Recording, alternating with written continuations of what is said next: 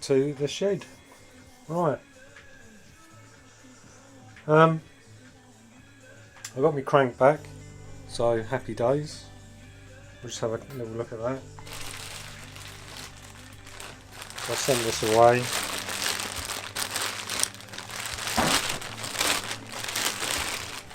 So I'll unboxing again.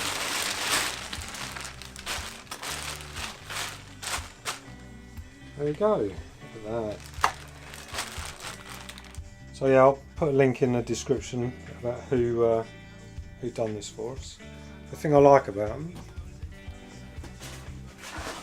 is they give you back everything that they've changed. So obviously it went in for the rumbly mains, but also yeah, when they pull it apart, they changed the outer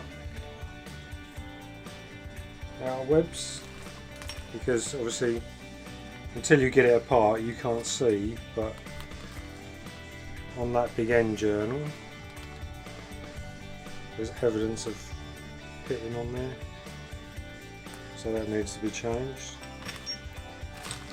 Got my original Kawasaki rod or OE rods back, they're all in good nick, so keep them. But yeah, all the seals, all the bearings, everything. So yeah, you can see where your money goes. But yeah, because it was a little bit more than I thought it was going to be, simply because they had to replace the outer webs, but that was an unknown until they put it apart. You can't tell. But yeah, I'm really pleased with the turnaround. I'm really pleased with the quality of everything. It looks absolutely spot on. All correct seals, all the new bearings, the works. So you know, you could spend 250 quid just on the parts, maybe 300 quid just on the parts to repair this, but again it would need to be jigged to get this correctly in phase, because there's nothing on the centre pin, there's no woodruff key or anything like that, so it need to be all jigged up when it's pressed back together to make sure it's right.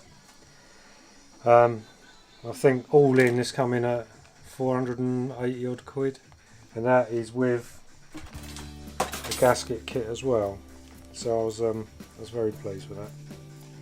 So yeah, I'll stick a link in. I'm more than happy to recommend them because I'm very pleased with the level of service they provide.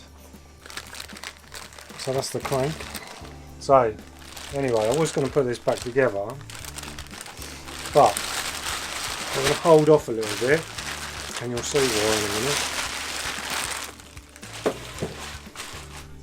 So this is the crankcase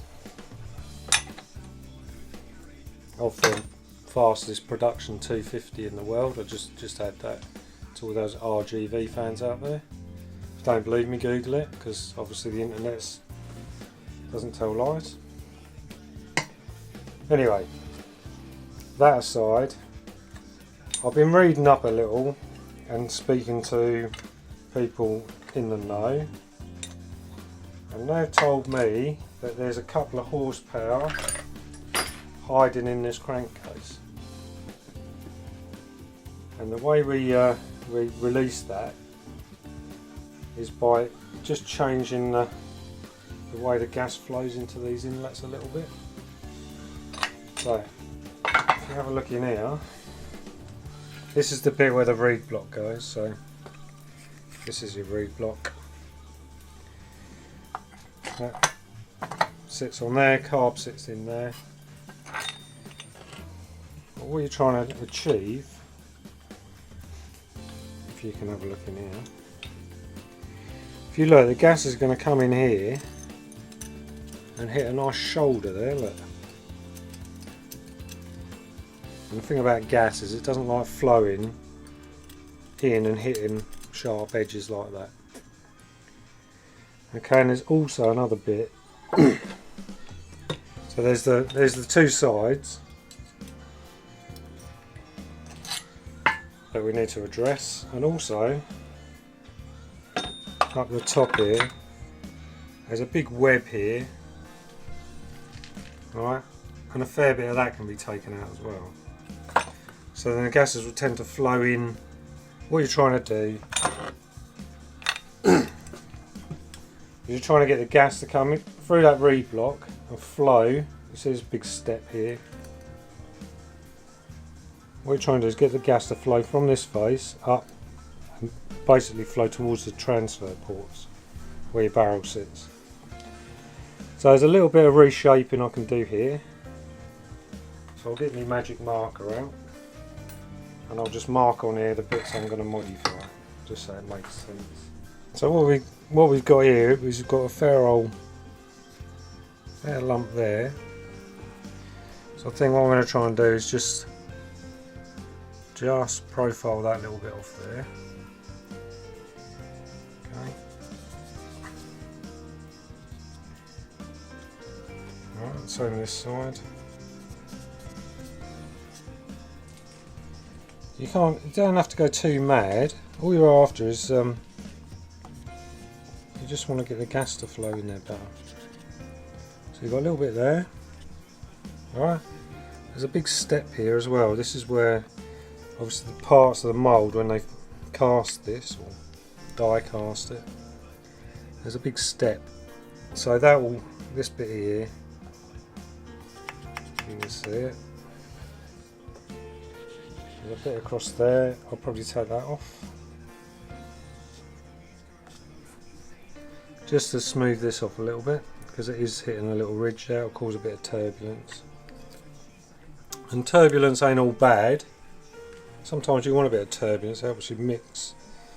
You get better combustion if there's a little bit of turbulence. The thing you've got to be careful of is when we have a go at these, the reason they're there is this bolt hole, okay? And that bolt hole goes down to about there. Okay? So you can't remove anything around this area in here, because if you start grinding that or taking that material away, what you do is you'll break into that thread. So the way we get around that is what we'll do is we'll look at taking this bit out along here, because there's a nice big sharp edge just there. Alright, so we'll flatten that out so that meets this land here. What we'll do here is we'll fill this with some chemical metal, and then we'll just draft that back to sort of here. So we'll fill this area here, smooth it up so we get sort of over this ridge, and then we'll radius this off as well. So we'll take a little bit off of there.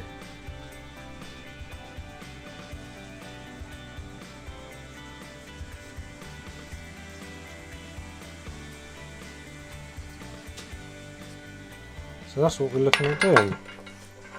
And it's a subtle change, it's not massive, you don't need to be removing tons of material.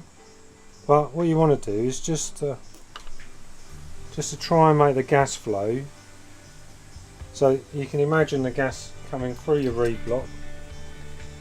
So this is, say, your gas, right? Comes through your reed block, and a lot of it is just hitting this corner. Okay? So what you want to do is try and encourage as much gas as you can to flow towards those transfer points. Alright, and the way we do that is just by get a little die grinder, and we'll just gently take a little bit out of here. And also we're going to clean this as good as we can, get it spotlessly clean, and put a little bit of chemical metal in there, and then profile that to, you know, smooth that in there. So that's the plan.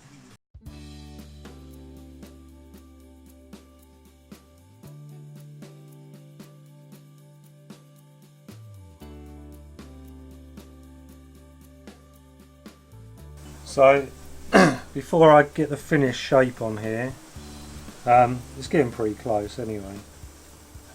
Before I sort of finish it off, what I'm going to do is fill this bit with chemical metal, and then I can profile the whole thing when it's all set.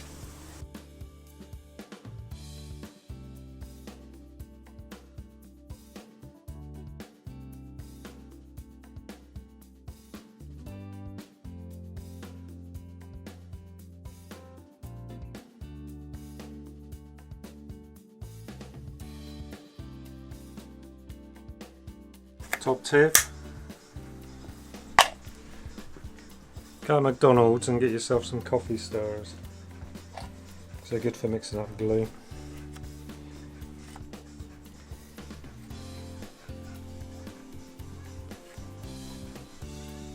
So imagine you want a bit of gas trying to get through there. Alright, and that's the new path. So we can blend this as well. Once this is all set, gone hard, we'll just take this little hump out here. But as you can see, that they haven't got this big shoulder in here anymore, and the gas at the top here can go straight through there and turn up and go up to your transfers, whereas here it just gets stuck in this wedge. So I just need to do that on all the others, and then give it a little bit of fettling, and then we'll move on to matching the barrels. That'll be in the next video. So once these are all done and I'm happy with them, and we can fettle those, get all this smoothed off up here as well. Once that's done, what you can do, the thing that is overlooked, and it's all the little details that make them run nice. So what you can do is, this is where your barrel sits on this face here, base gasket, okay, and I'll probably have to put the dowels in to do this, but when we get around to it, what you do is you put your base gasket over it.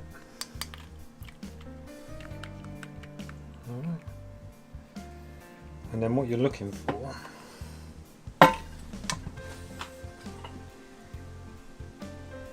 is how well that gasket fits that face. I think let's do that one. Only because there should be a dowel in there. Alright, so you can see that matches that quite well. What I might do, get the dowel in, but trim the gasket so it matches the crankcase. But if you look here,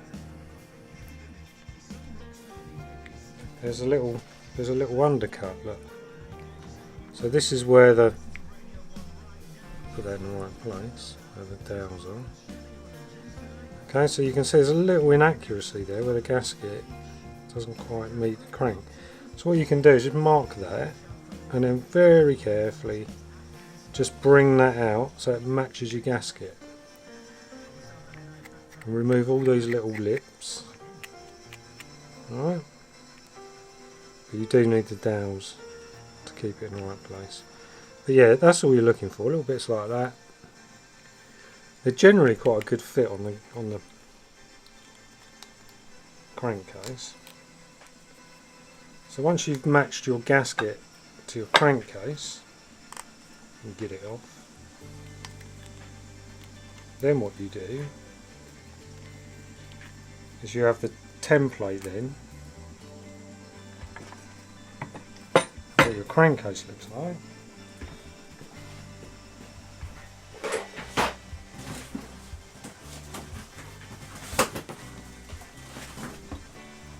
And then you get one of your lovely,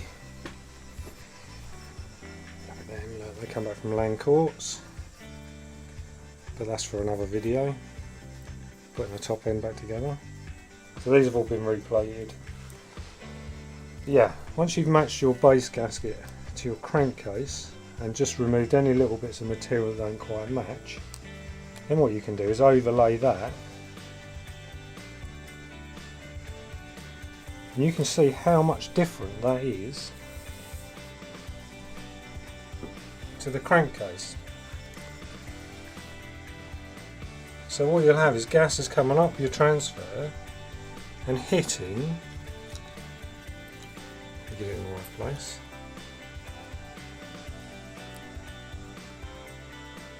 so you can put the dowels in these, but look at the difference.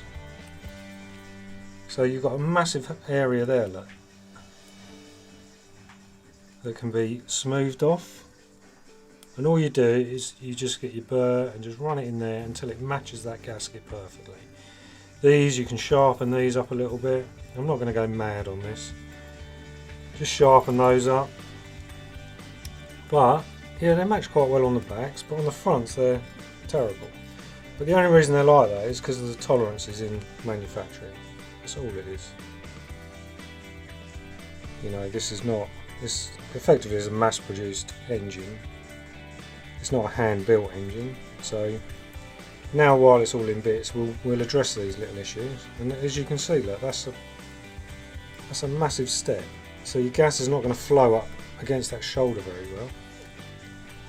Just to confirm, and that's on your crankcase, they're pretty well matched to the crankcases. So you know, they're all very open. Got a little hump there, but I think we're going to leave that because I think there's a stud in there. So yeah, on here, look, that barrel then would sit about that far over there, so that causes the gases not to flow very well, and that's what you want. You want your gases to flow into your cases, and all these little restrictions and that, all steel horsepower. And I'm not after anything that's going to be too mental, but I'd just like something that rides well. And doing all stuff like this just increases your torque. Makes your engine sort of less peaky, just makes it a nice, and it's just doing it right, doing a good job of it.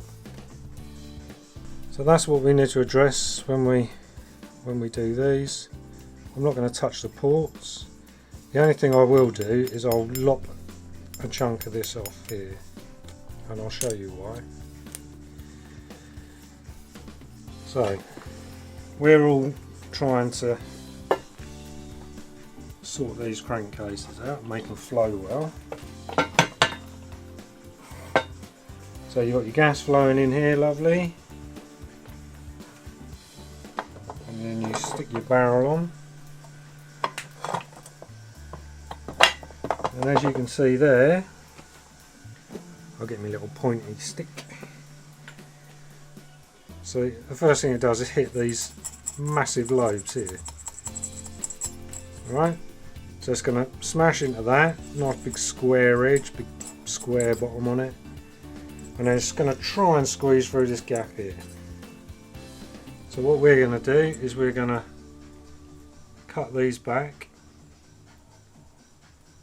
okay, and then just taper them up towards the transfers. Get rid of this sharp edge here and just remove a bit of the material from here. And it's not going to change the way the engine runs. You know, it's not going to affect the way it's a piston skirt. So your piston, I'll get another piston.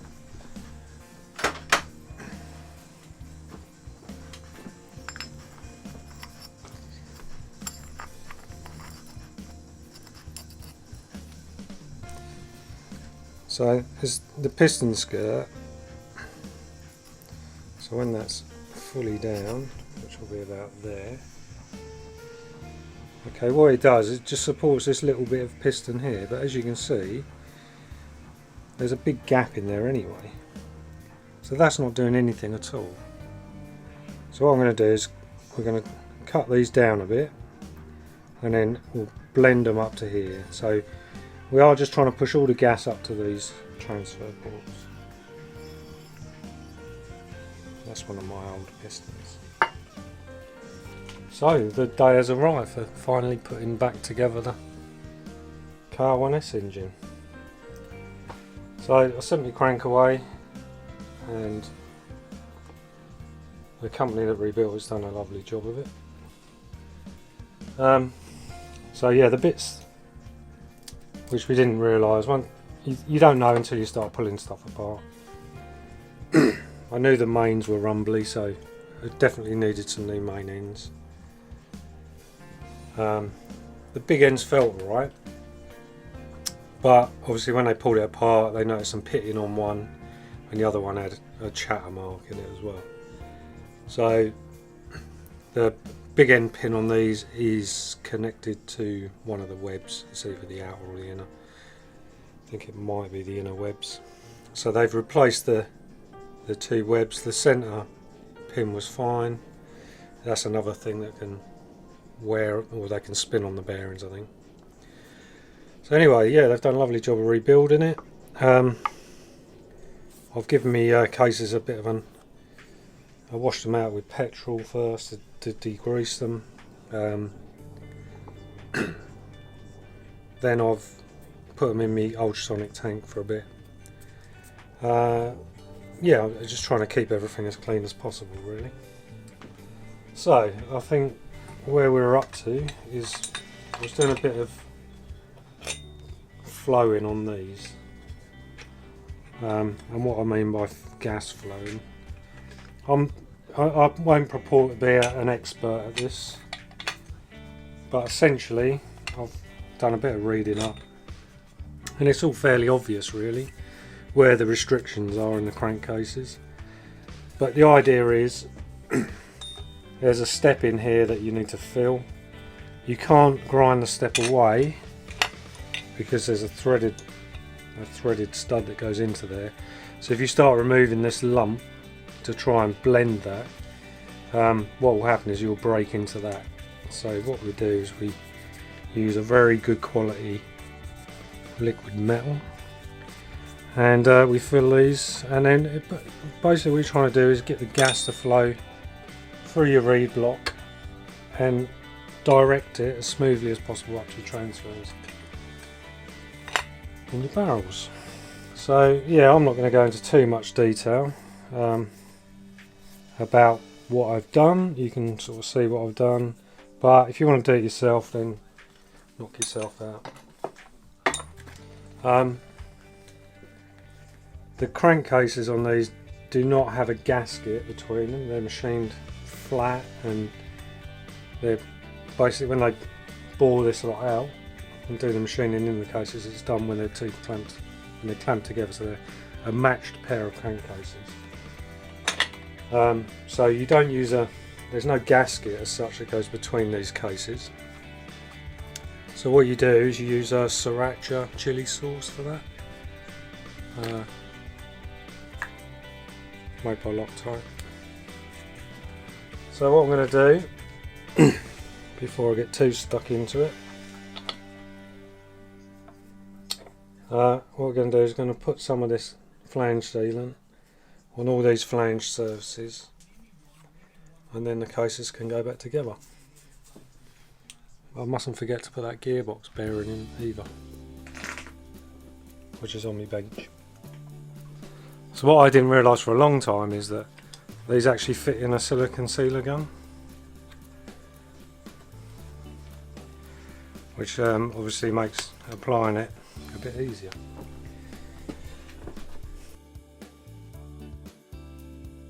You don't need tons of it because the fit is very close.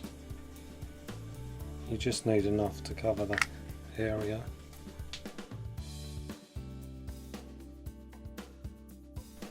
You can use whatever sealant you're happy with. I use this stuff because I've had good results with it.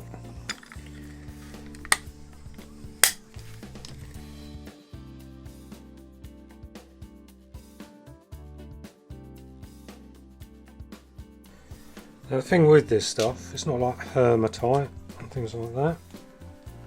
What it does is it reacts with the oxygen in the air, and it's the oxygen, or the presence of oxygen, which keeps it in a fluid state.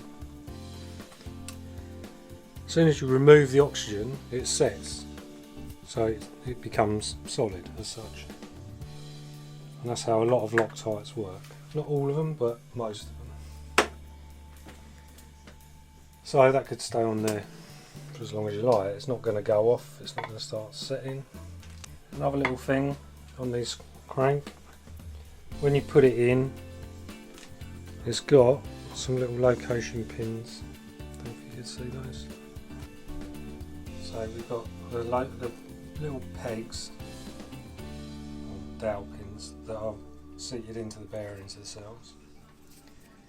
And what they do is they trap the bearing in the case. There's a little notch on the other half of the case. So this little notch here, there's four of those. So they stop, well, they locate these little pins and stops the bearing. So if the bearing got hot, it doesn't spin in the case. So the other thing that you need to remember is there's like a half shim. Okay, there's one there and there's one for this bearing as well. And what that does is that stops the crank from floating around. So that sets this into this groove on the other side, on here. So you've got a seal for the rubber seal there, groove, and then you've got another groove next to that, which locates that. So, all things being well, we should carefully. So this shouldn't require really any effort to get this to go into place. If you find that you need to hammer it together, then you've got something that's not lined up properly. So literally, at every stage, just check. See me jams coming out. Okay, so that tells me, also give your crank a little spin as well, just to make sure nothing's tight, nothing's binding up. So what we can do now is carefully flip it over.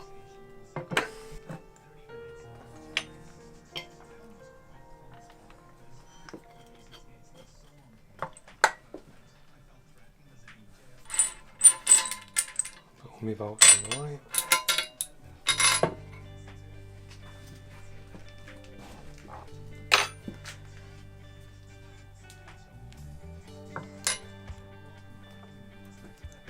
Okay. And again, just make sure that you can get it all together just by hand. If there was a gap anywhere and I couldn't push it together, it means something's not right. So you need to find out what's not right. So also check the length of your bolts, because as you can see, those four are slightly longer than those four. So I think what you're looking for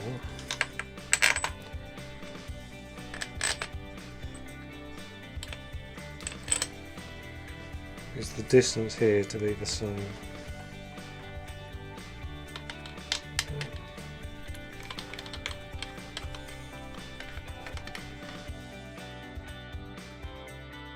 So I'm not putting any tension on these, just literally just seating everything down.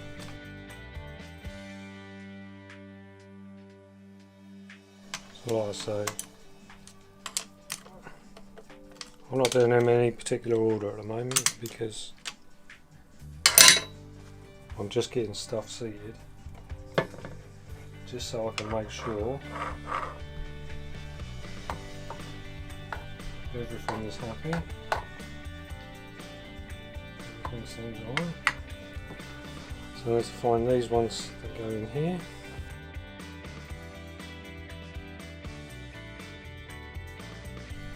Right, just check again that everything's running nice and free, which it is.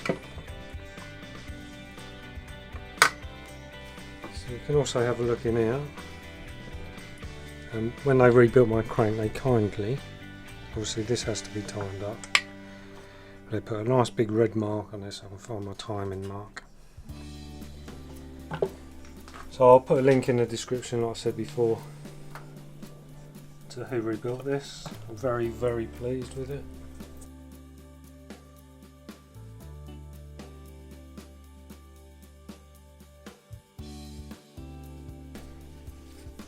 So there's a little oil feed in there, there's a little plastic or rubbery bush, and all that does is it just feeds oil through into this gallery. I think it just feeds that bearing. Again, it's got a little dowel in there, so be careful, look for things like this, because if I just plonk that on there, then what that would do is that would damage the case. There's also a shim in there. What this is, if you don't know, it's a counterbalance shaft. So it's got a little timing mark on it, and that little timing mark there, this one here actually in the root, has got to correlate with this little timing mark there. What it does, it's got a little counterweight, so what it will do is it will counteract the vibration caused by the crank webs. So they're two masses that are doing this, and what you have is two counterweights which go in the opposite direction, so they sort of counter, or they cancel each other out to a certain extent. So that's all they do, and that just sits under the engine, and it means the engine will run a bit smoother at higher RPM, which is what you want. You don't want stuff falling apart, shaking itself to bits. So we need to put some more jam on this. Don't know if I've got enough left in here. We'll see.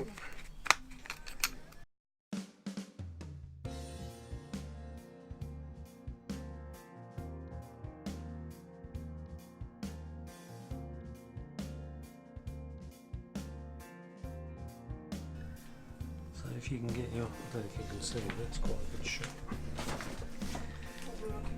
Those two timing marks, can you see them? One's marked in red.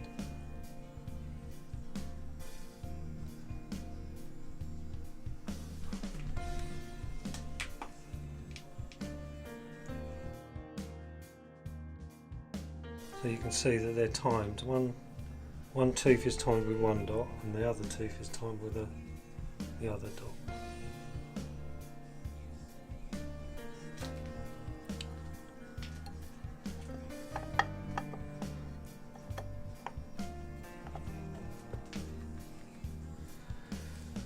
Okay, so same as before. Make sure everything's sitting down nice and flush. Check your jam sticking out, or sriracha sauce, whatever condiment you want to use on your crankcase. Make sure everything is as it should be.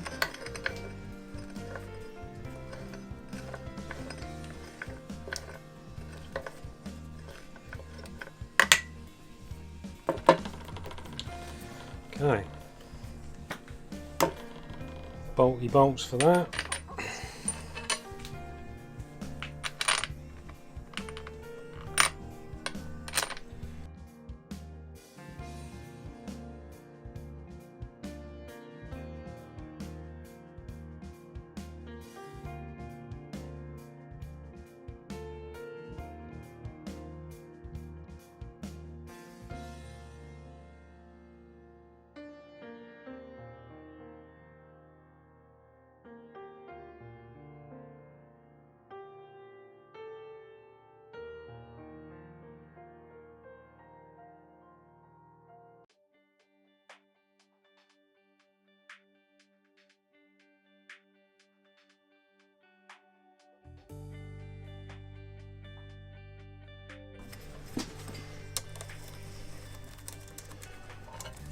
So it's normally I get to this point and realise that I've left something out in the middle of the engine. Oh, I haven't put my gearbox in. Oh, that's a bit luck because it's a cassette gearbox. It means it goes straight in. So the KR1s is quite special because it has a cassette gearbox, and I applaud Kawasaki for doing that because it makes putting this engine back together nice and easy. Basically it means the gearbox complete can be removed without splitting the crankcases. Most two-stroke engines, road bikes, stuff like that, you'd have to take the whole crankcase apart to get that out. So, if you haven't seen inside a motorbike gearbox, they are pretty special. You've got selector forks, and then you have two shafts normally. You've got an input shaft, so this is driven by your clutch, and your output shaft, which is that, which is where your sprocket goes on. So at the moment, I'm holding the shaft, and you can see it's in neutral. Okay, so no gears are selected. And the way it works is that this drum has got grooves milled in it, and depending on where you put the drum, i.e. when you put your foot down on the gear change, what it will do is it will move one of these arms, or two or three of them, and put it in gear. So there's first gear, that's neutral, that's second, that's third, fourth,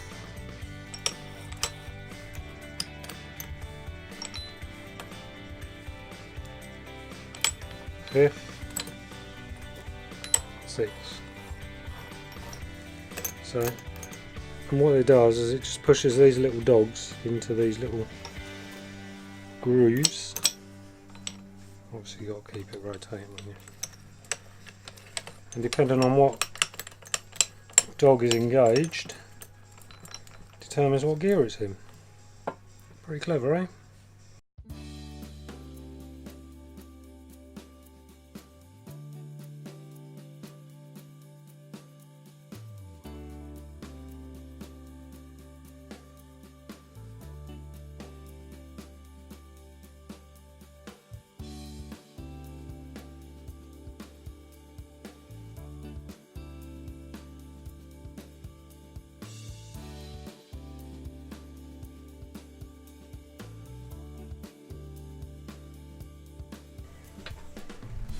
That bit goes along like that.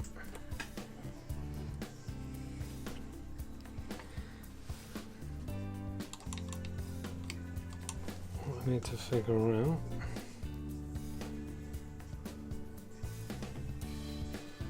is how this little paw, that goes on there. So this little roller, which I've left in here, but there's a little special bolt.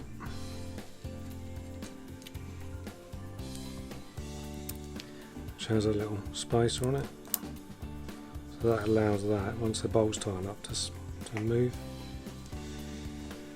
I can't remember which way around it goes. I'm thinking it's like that, because that little spring has got to go between there and there.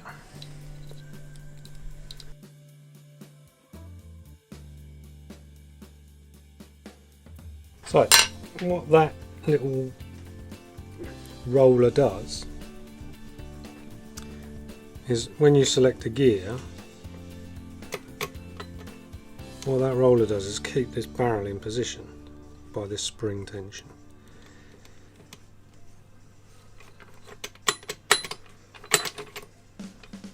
So I've got to try and get that spring back on that little hook.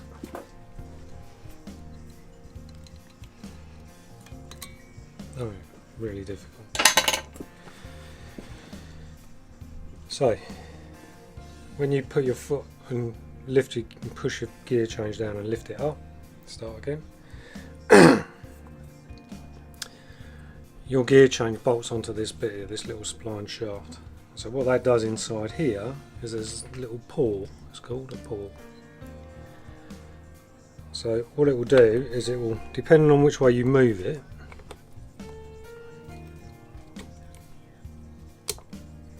it will rotate that barrel, it's quite stiff, as you can see, just in there. I don't want to put any grips or anything on there, but that is what helps, well, what changes your gear. So those little paws grab hold of them pegs and rotate that drum, and when it clicks into gear, it's actually this little roller which is engaging in one of these little notches, and that's what stops it jumping out of gear. So I've got a bit more work to do on here, cleaning this shitty gasket off. That is as far as I want to go in this video. Next time I'll be putting all the clutch back in, the clutch side, and going through what I've done around the barrels, maybe bolting the barrels on, and then yeah, we've pretty much got the engine back together. So that's where we are at. So I'm in a better place now because I haven't got so many bits laying around my shed getting lost and damaged. So like I say, I just need to clean that up, then we can focus on the clutch side, which is in there. So that's it for this video. Thanks for being patient. I know it's been a few weeks, but yeah, it's all pretty much everything's coming back together now. So yeah, we'll get it all back together as it should be. Get it running. Thanks for watching.